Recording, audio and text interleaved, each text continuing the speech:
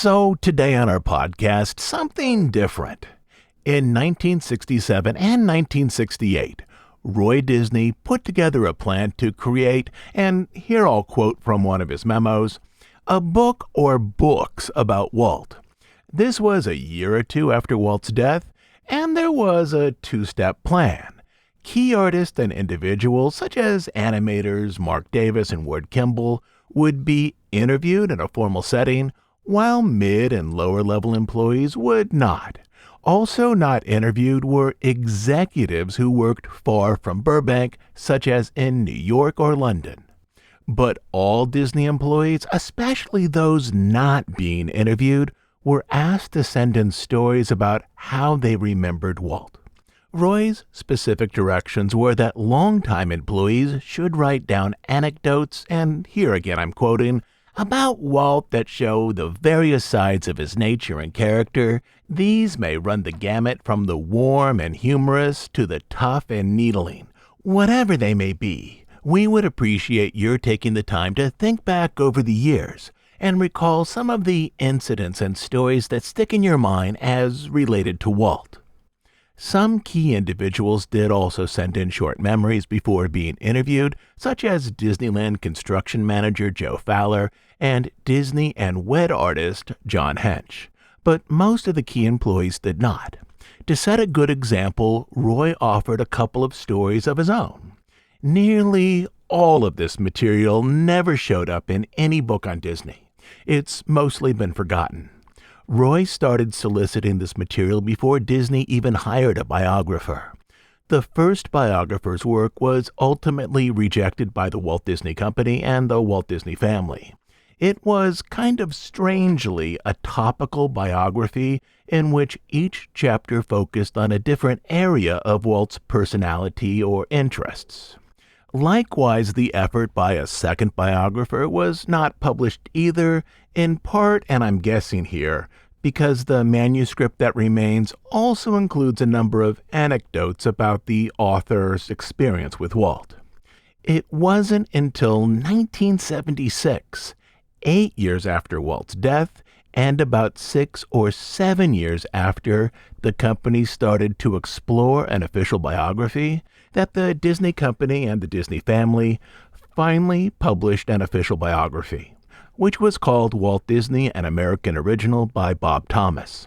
Bob Thomas had his own set of notes, as he'd already written a much earlier biography, typically viewed as a short biography for younger readers, called Walt Disney, Magician of the Movies. And beyond this, with the studio's involvement 20 years earlier, he had published The Art of Animation, which explained the history of animation and also the development of Sleeping Beauty. And in terms of his day job, he had published many syndicated newspaper articles on Disney over the previous decades.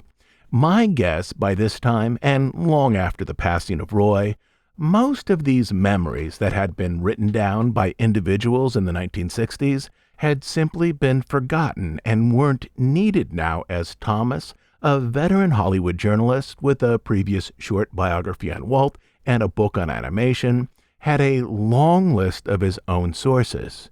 He would also do his own interviews with key figures who remembered Walt.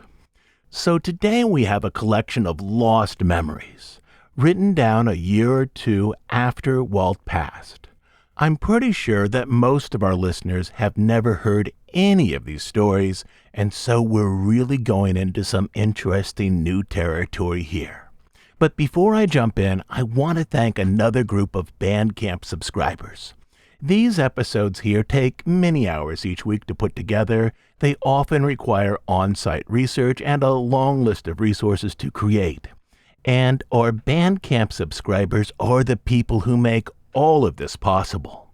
I am grateful to everyone over on Bandcamp for their support of our efforts here, but today a special shout out to a few new subscribers, including Beth, Randall, Alex, Hatbox Forever, and Juiced. Thanks to each of you for supporting our work here, and now let's get into these memories that probably haven't seen the light of day in nearly 60 years.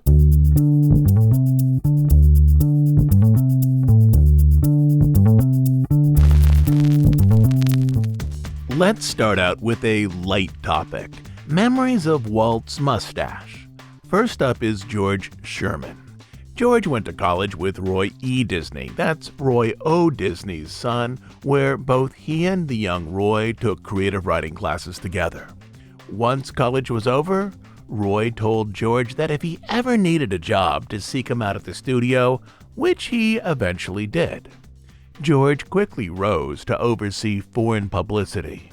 This short anecdote takes place when George was around 30 years old, when he slyly grew a beard, even though beards were discouraged at the studio. Here's what George had to say. Walt always hated pipe smokers and people with beards. He maintained that they were philosophers, and he wanted doers, not thinkers. As a result, there were very few pipes in evidence on the lot and no beards. Photographer Connie Hall was the only beard on a non-actor that I can remember in nearly a decade, and I think Connie had just returned from the Galapagos.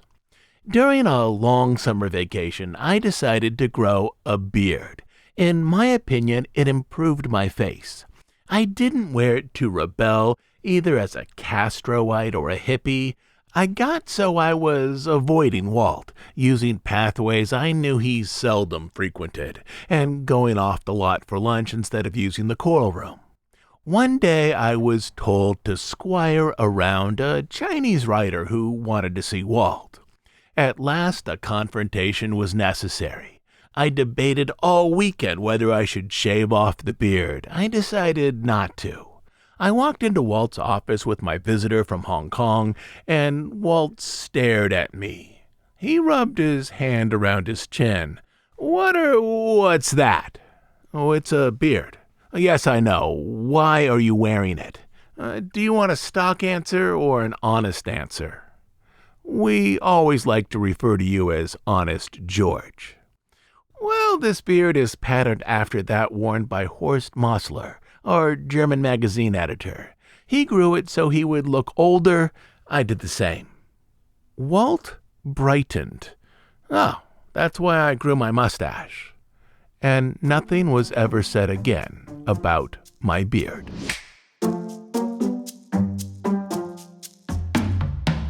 The next short memory comes from Danny Alguire. Alguire is probably best known for playing trumpet in Ward Kimball's band The Firehouse 5+2.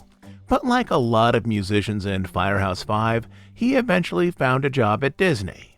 He became an assistant director, starting with Lady and the Tramp, during a period when the union did not call for assistant directors to receive screen credit. In this role, he worked with, among other units, the story department. In later films, such as The Jungle Book, Alguire would use his experience with music to develop dance sequences, such as for Baloo. Anyways, on the Disney lot at this time, those in the story department were typically among the highest paid employees at the studio. An animator could quit and maybe get a similar job at a similar pay rate at another animation studio. But writers could quit and get high-paying jobs developing scripts for live-action productions at other studios. Because of this, story artists typically were paid more than any other Disney employees, often a lot more, and some had charge accounts for various projects. This is the short anecdote that Danny Alguire contributed to the project. This amusing remark by Walt gave me a good laugh. Walt was in a story meeting on The Jungle Book, in the Reitherman unit. The meeting was going well, and Walt had contributed many good ideas to the new sequence storyline. Walt laughed and remarked, you guys should have me down more often. You see, I'm the least paid story man in the studio. I don't even have a charge number. The next 4 short memories were contributed by Bruce Bushman. Initially, Bushman was a layout artist and art director for a string of Disney films, including Fantasia, Pinocchio, and a number of cartoon shorts. Then he slowly transitioned to live action. He was a sketch artist on 20,000 Leagues Under the Sea. Then he created sets for the Mickey Mouse Club, and from there he was one of the first Disney artists on the Disneyland project. In particular, he developed many concepts for Fantasyland. He is now sometimes referred to as the father of Fantasyland. Here are 4 of the memories that Bruce Bushman contributed. The first is about how Walt was notoriously slow to praise his artists. I was a layout man who was given the job of designing the sets for the Mickey Mouse Club. I loved doing it, and I was busy all the time. One day somebody pointed out that I was really an art director and should get an art director's title and salary, a difference of about $150 a week. The papers went through and I had my new title. The next day I was on the set leaning on a rail and Walt came up beside me. Now, Walt seldom praised anybody, and he never praised me the 14 years I was there. But he said, I hear you've been named art director. Well, you deserve it. That's the closest he ever came to praise. The next 2 memories have to do with Walt at Disneyland, particularly in the early days of his TV appearances, and also how black light in Disney dark rides illuminates both laundry detergent and some other things. Again, here are Bruce Bushman's words. Walt and a group of men were at Disneyland one afternoon after it opened. This was before the TV show had made Walt the instantly recognizable public figure he later became. At that time, not many people recognized him. The group was down there on business, but Walt was interrupted by somebody who asked for his autograph. Walt stopped and signed the book. The group progressed further, and Walt was stopped again. I went forward and said, Walt, since we're down here on business, I'll arrange it so you're not stopped again. Walt said, No, don't bother. I kind of like it. Again, here's another story about Disneyland. We were investigating the uses of blacklight. The stuff picks up the detergent in a laundered shirt and makes it gleam. Most people know this. What they don't know is that it picks up urine stains on the trousers. Walt walked in front of the light and the spots became instantly visible. Walt laughed. Christ, it makes me look like I've wet my pants. The last memory is about the circus wagons that Walt bought in the 1950s, both for the movie Toby Tyler, which was set at a circus, and also to be featured at Disneyland in 1955. As part of a circus parade and as part of a circus alcove, that along with big tents and circus performers were briefly featured at the back of the park, roughly where Small World stands now. The circus wagons were all used and some of them very well worn. But for the park and the movie, Walt wanted quality. But also as Disneyland Incorporated, which was then a separate company from Walt Disney Productions, wasn't funding their refurbishment, he wanted to keep the cost under control. Again, these are the words of Bruce Bushman. One thing he did cut down was the circus wagons at Disneyland.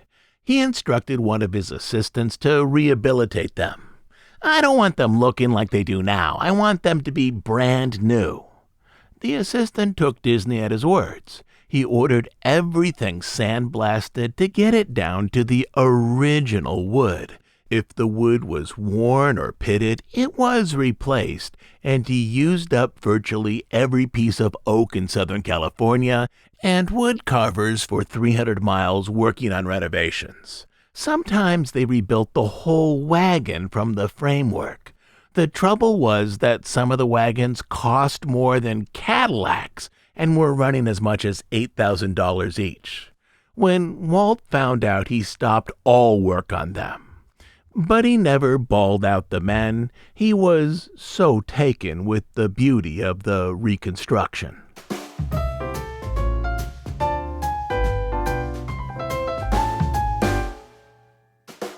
Now we have Chuck Hannaford, who was a communications supervisor at the park. He started 4 days before Disneyland opened in 1955 and stayed until 1973. His story concerns when Disneyland swapped out the original Frontierland Railroad cars, which were arranged as freight cars, for more traditional excursion cars with seats. This story likely takes place in 1958. The story also references Pete Crimmins, who was an early operations manager, and Roger Brogy, who, among other things, developed the steam trains for Disneyland. For what it's worth, Pete Crimmins and I were aboard the new excursion steam train on one of its first runs at the Frontierland station. Walt boarded and joined us. There were just we three.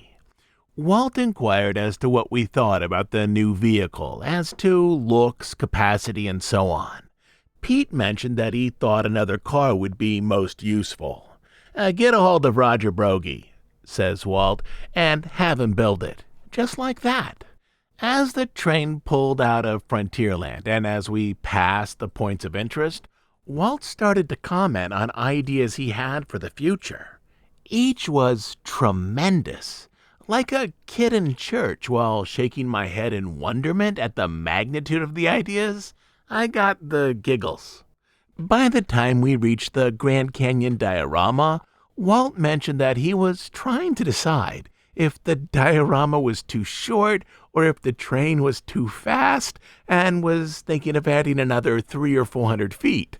I giggled extra loud. This was a mistake. Walt turned to me glaring and asked if I were laughing at him, and did I think that he wouldn't do it, and he would have me know, in no uncertain terms, that this was his park, and if he wanted to do something, he would. A little like the lad that, if he couldn't pitch, would take his baseball and go home. Needless to say, I was relieved when I lit at the Main Street station, and for the fact that nothing more was forthcoming on the subject.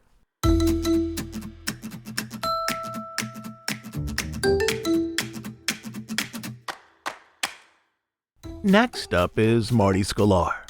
During the 1960s, Marty worked as one of Walt's key writers, often writing out scripts that Walt would read on air.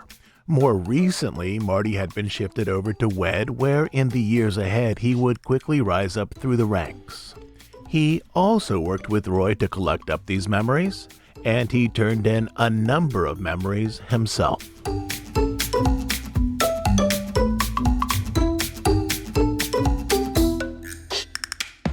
Walt's basic grasp of technical things, Gordon Williams, who heads our sound department at WED, came to the company, the studio then, about the time of the World's Fair. And Gordon quickly picked up and understood all the technical aspects of the equipment we were then using for audio animatronics. The most important of which were the PI machines, PI for Precision Instruments, the manufacturers. These are the same 14-track and 32-track tape machines that are in use on the atomic submarines for programming the firing of missiles. Once the machine is started, it sets in motion a pre-programmed pattern of action, and that's in its simplest form what we adapted for audio animatronics. Gordon Williams tells the story of Walt coming out to the machine shop at the studio one morning and spending about an hour with him. Gordon explaining in technical terms how the PI machine worked. Transistors, the AM and FM bits, multiplex recorders, transistorized, etc., etc. That same afternoon, Walt came in with a group from General Electric. Gordon, expecting to have to explain the PI machine to them, stood, as he phrases it, with his mouth open waiting for the cue from Walt, but it never came.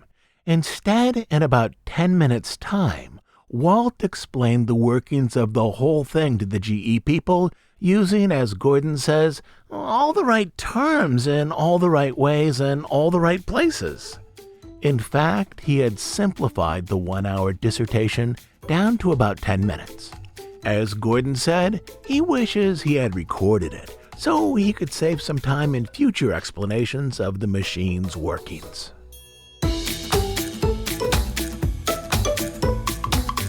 the World's Fair, for the second year of the World's Fair, Ford asked Walt if he would record the narration heard through the car radio as people rode through the Magic Skyway show Walt and Wed had done for Ford. Walt agreed, and Ford submitted the narration, which Walt refused to do. So I wrote the narration, and he liked it, and one morning at 8 a.m. we started to record.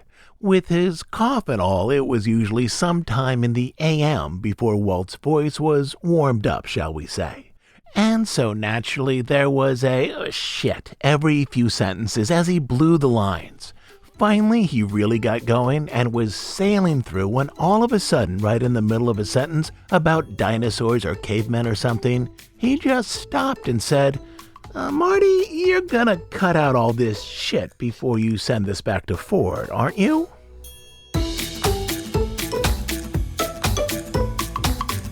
Again from the World's Fair.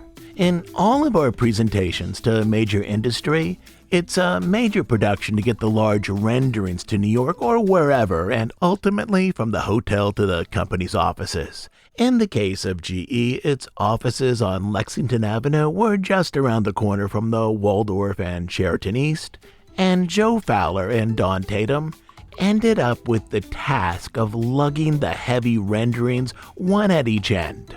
The story goes that Walt took one look and laughed. "Well, I finally found out what vice presidents are good for," he said. Walt recognized at various times how hard he was pushing us all. In later years, the World's Fair epitomized this. It's no exaggeration to say we were all, those of us in New York, working 12, 14, 16 hours a day in the weeks before the fair.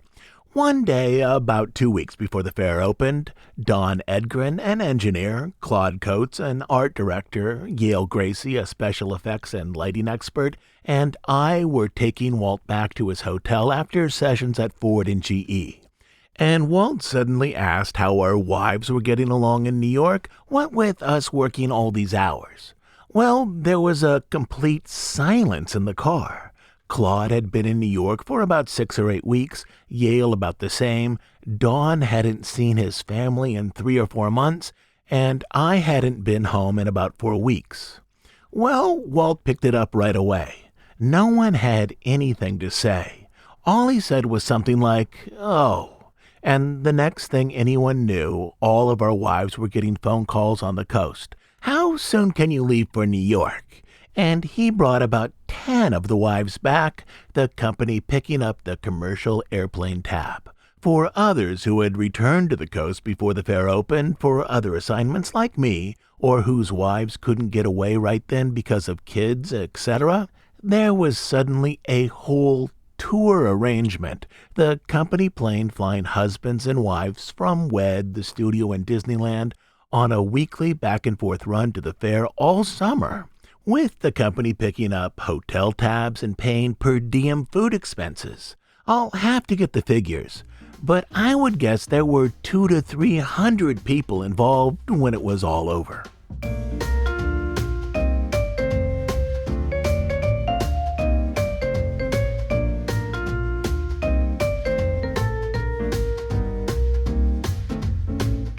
The next very short memory comes from Tommy Wilk. She was one of Walt's personal secretaries and also one of the people closest to both Walt and Lillian at the studio. Her story is about how Walt didn't always fit into the larger Hollywood power structure of moguls and producers and was often more comfortable around artists he knew. Disney was perfectly capable of embarrassing Lily, and she pulled on his coattails more than once to get him to sit down.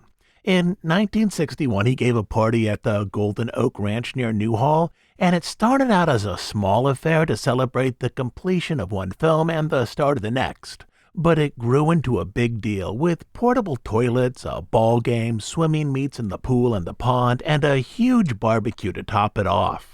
At another party at his house, he persisted in calling Jules Stein, head of the giant Hollywood agency MCA, the Octopus. He called everyone else by their first name, but he called Stein, "Hey, Octopus." Stein said, I wish Walt would quit that. Not because I'm embarrassed, because I'm embarrassed for him.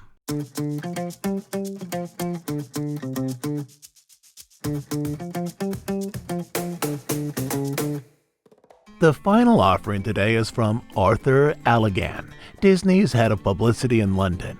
In the 1950s and early 1960s, Disney produced a string of films that were shot in the UK and sometimes in Europe.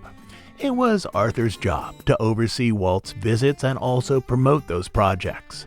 And despite all of the time Arthur spent with Walt, these stories don't come up in any of the published biographies. Arthur will mention a few other people in his recountings here, including Dick Powell, who was a major film star in the 30s, 40s, and 50s, featured in such projects as Murder My Sweet, 42nd Street, and The Bad and the Beautiful. He will mention a Mr. Sprackling. This is Bill Sprackling. Bill and Mary Sprackling, family friends of the Disneys, were people with whom Walt regularly traveled. Arthur will also repeatedly mention the Dorchester, which is the hotel where Walt routinely stayed while he was in London. Again, I should point out that this is among the longest set of memories turned in by anyone, in part because during these weeks or months while Walt worked on projects in the UK, Arthur had endless one-on-one time with him. Here are the many memories of Arthur Allegan from his years working directly with Walt Disney. Walt was a frequent visitor to England, and for the past 14 years, invariably, I met him at the air or seaport and was a point of contact for him during his visits. No one would deny that Walt, like all geniuses, was a man of moods, and I was soon able to judge the current one as he would meet me in the customs clearing hall. A playful punch in the tummy and a cheery, "How are you, Arthur?" could vary to the other extreme, with a grunted greeting from a sleepy-eyed Walt whose evident tiredness brooked no light-hearted banter. Walt was always a little wary about the British press. It stemmed, I was told, to a happening a year or so prior to my joining Disney, when one of those mass press conferences to meet him had been convened, and through some last-minute hitch, and entirely unlike Walt, he had turned up late. Some of the press were a little caustic in their printed words afterwards, I was informed, and this made him especially cautious about meeting them from then on. He had a clever knack for doing this without being obviously direct. Walt, I would say, en route from the airport to his hotel, John Blank of the Daily said he'd particularly like to see you. He's quite a friendly type. "All right," Walt replied. "I leave it to you. Phone me in the morning and we'll talk about it." Came the dawn and I'd phone him at the hotel. "Sorry, Arthur, can't make it today. I've got to dash down to Pinewood and I'll be tied up all day." This was the usual drill, and knowing Walt, you didn't bash your head up against a brick wall when his mind was set.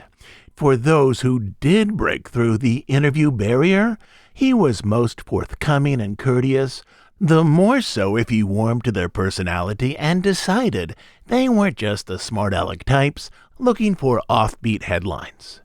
Herbert Kretzmer, journalist-playwright, had a long and friendly interview in Walt's Dorchester Hotel suite one Sunday morning. Extremely friendly, that is, until the end of the hour-and-a-half chat when Herbert was bidding farewell. He said, "Well, I suppose you'll be dashing back to the States to back Mr. John Kennedy."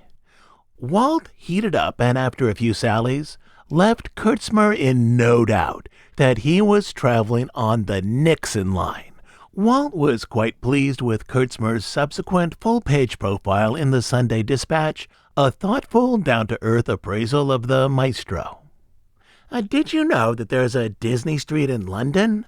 Walt fired at me over the phone early one morning.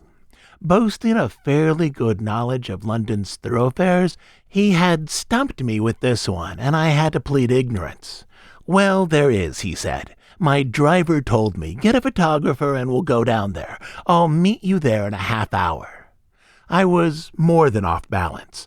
The fact that we did not have a photographer in the office poised with camera at the ready, as Walt seemed to assume, could be overcome.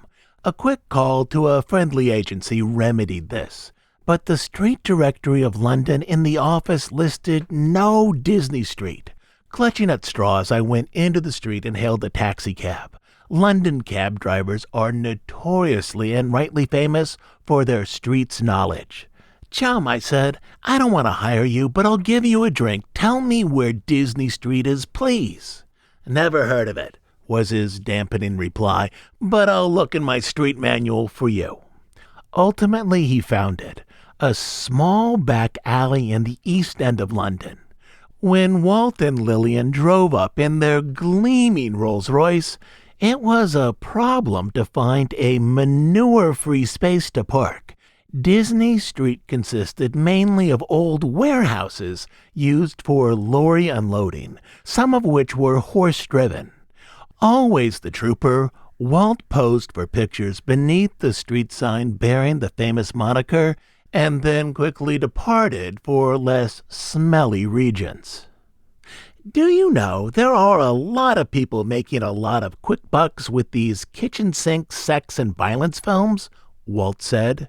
We were lunching in the Ship Hotel, Shepperton, near the studios where Walt was doing some screen tests of actors. Your old Uncle Walt has been giving it a lot of thought, and he's decided to jump on the bandwagon. I think I'll make one and see how it goes.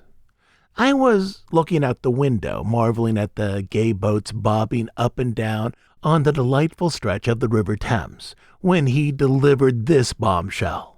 The sunlit waters turned murky.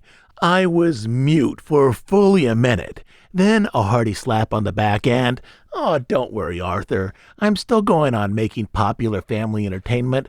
Let the other man stoop low if he wishes." Ofttimes I've wondered whether Walt was testing me out. If I'd come out with I don't see why not, to his opening gambit, my stock could have fallen, probably completely out. A 10-year wish was fulfilled for Walt when Darby O'Gill and the Little People was finally in the can. For a decade, he'd been enamored with this fantasy about the leprechauns, the magic-weaving legendary characters of Ireland, a country for which Walt had an intense liking, not totally due to, though not entirely disassociated from, his Irish ancestry. When the film was ready for public presentation, the edict went forth that Walt wanted the world premiere in Dublin, and that he wanted the premiere to be an outstanding one. Came the day top brass from Hollywood flew over in successive planes. A large charter plane carried pressmen from London and Europe. 3 bands played continually at the Dublin airport as the VIPs arrived. Outside, 16 white-helmeted motorcyclists were revving their machines, waiting to ride ahead of a cavalcade of cars. The first one, of course, bearing the trade plate WD1, Walt's car. As I walked with them through the cheering crowds, a photographer grabbed my arm. A young couple, just married, flying out on their honeymoon, wants Walt to give them his blessing and good luck wishes, he said. I transferred this request to Walt, who, not with any enthusiasm, agreed to retrace his steps about 100 yards to where they stood, the bride in resplendent white, the bridegroom confetti and flower, bedecked. As I began to pose Walt with them, the bridegroom told me with no uncertainty that he didn't want any photos taken. Out of the side of my mouth, I confided to the reluctant groom, "This is the famous Walt Disney. He wants to give you his blessing." "Oh, I don't want it," came his quick reply, and nothing could persuade him to change his mind. As we retraced the 100 yards, now to me more like miles, back to the car, Walt warned, "You better watch your step, Arthur." Typical of Walt's magnanimity, a few days later when he had seen the spectacular premiere in the Theatre Royal Dublin, a 4,500-seater which was Europe's largest theatre, had attended the subsequent banquet in the City Hall, which had been transformed to represent a replica of a complete Irish village, Ponies the Lot. He was kind enough to phone Burbank, handing out bouquets and stating it to be the finest premiere. One function he did opt out on this occasion was a reception by Del Valera in the President's Palace. Not out of any disrespect to the dignitaries, but he had a long-standing engagement with an old friend, Bert McNally, on that particular afternoon at the Curragh racetrack. Walt never took any risks about missing planes. Invariably, he ordered the car to take him to the London airport far too early, which meant that despite my advice to the driver to go as slowly as he could, we would arrive at Heathrow a good half hour before the check-in time for passengers. This meant long waits in the VIP lounges. One Saturday night, Walt decided to return on a flight scheduled to take off at 11:30 p.m. Conforming to customary routine, we arrived at Heathrow at 10 p.m. and adjourned to the Boac private room to while away the time with their excellent whiskey. Just prior to takeoff, Dick Powell came in, telling Walt about his crazy reception a few days earlier, when he says, "The main topic occupying the minds and questions of the newspapermen was how many items of baggage he was bringing in." "What do I keep telling you about your pressmen, Arthur?" said Walt as we sipped our 6th, 7th, maybe 8th scotch. Just then a voice came over the intercom announcing a slight delay due to minor technical trouble. We chat and drank with intermittent further delays until 1 a.m., when Walt and Dick Powell went out to the plane. The duty officer accompanied them, and as I lingered to finish my drink, the intercom buzzed. I picked up the receiver and answered. At the other end, the official making the call from their tarmac point, thinking doubtless that I was the duty officer, said, "Struth, what a bit of luck. That technical hitch turned out to be ruddy engine fault. Thank God they discovered it on time." I never told Walt, with whom I always suspected, that despite his constant air travel, it was not his favorite means of locomotion, how near he came to disaster. "Walt is coming over to England for a complete holiday." So started the message from Burbank, which went on to say that he would be traveling incognito on the SS America with a friend, Mr. Sprackling, and he would be listed on the passengers list as a guest of Mr. Sprackling. "He's even shaven his mustache off, so no publicity, please," was the edict included in the information. I went down to Southampton to meet him. Just before leaving London, my good friend Derek Smythe, PRO for the United States Lines, phoned me to say that Walt's name was prominently listed on the passengers list. Arrived at Southampton, I ran into a barrage of photographers and newspapermen.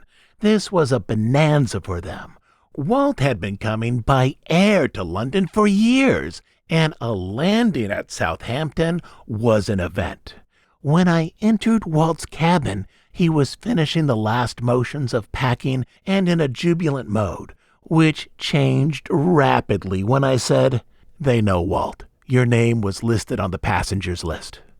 Ultimately, he agreed to see 2 newspapermen, Brian Pooks, duty editor of the Southampton Echo, who was also a stringer for 1 or 2 national newspapers, and Bill Woodruff, a photographer with P.A. Rutgers.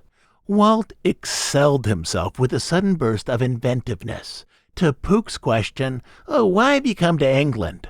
Walt quickly replied, "To help my friend Mr. Sprackling choose a Jaguar car." Having found Pook credulous, he played along this line with obvious personal enjoyment. Meanwhile, I managed to get customs officers to come aboard to clear the baggage of the Disneys and the Spracklings in their cabins, thus saving them from having to go through the customs shed, and later they left via the cruise exit to the waiting car to continue their holiday. It doesn't need me to record that Walt could be very obdurate once his mind was made up. In the earlier years of my association with him, there came an incident which left me in no doubt on this point. It happened on one of his rare visits to our London offices. I was trying to persuade him to appear on Picture Parade, a BBC television program, the only one around that period which offered opportunity for publicizing forthcoming film releases. We were just about to launch Davy Crockett, and I thought an interview with Walt would help us no end in our promotion. No, Walt said, and I should have left it at that. Just then, a long-distance call came through for him. I waited until he'd finished and then started up with, "But Walt, this is a peak industry program," when he cut me short with, "Is there a toilet on this floor, Arthur?"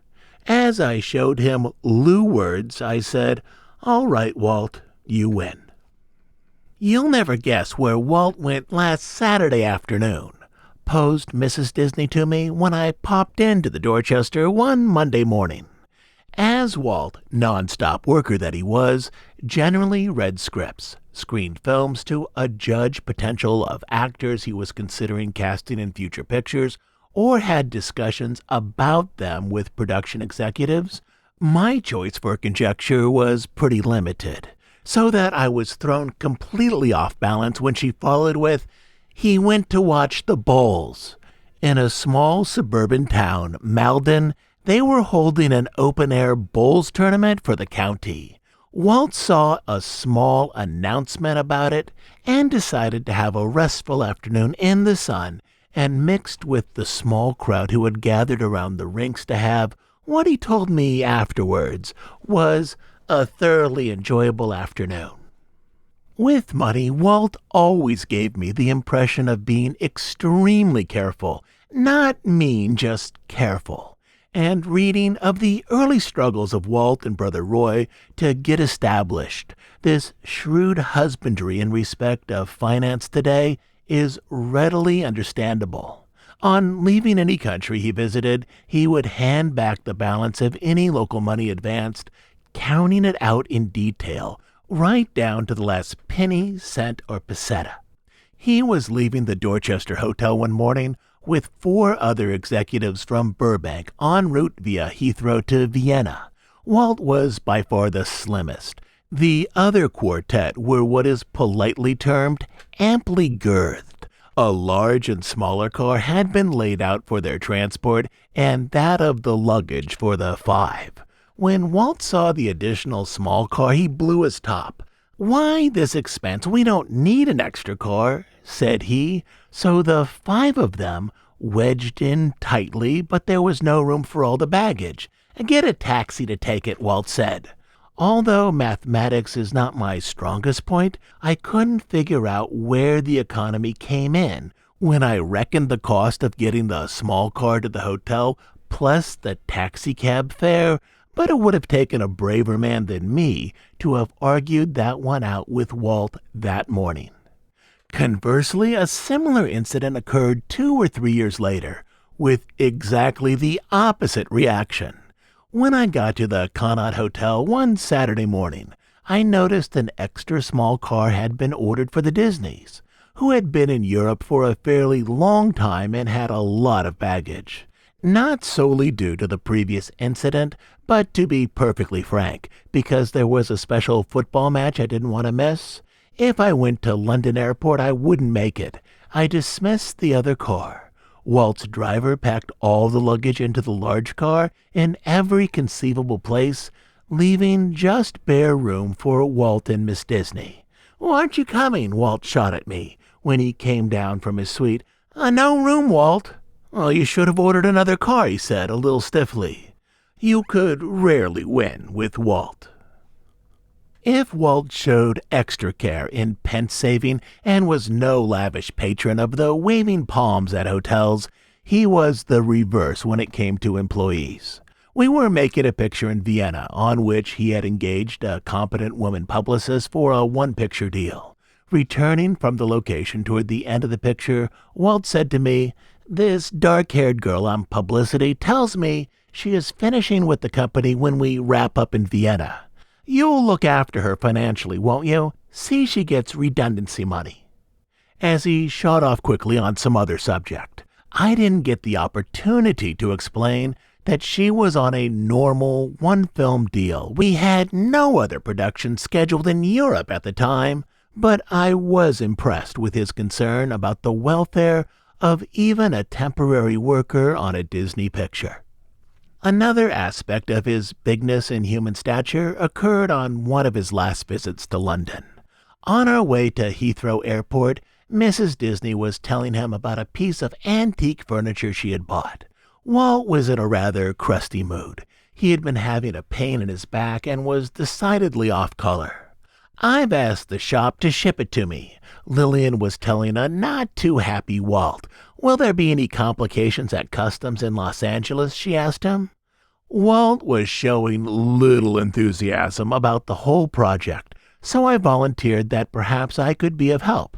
You keep out of this," was Walt's curt comment.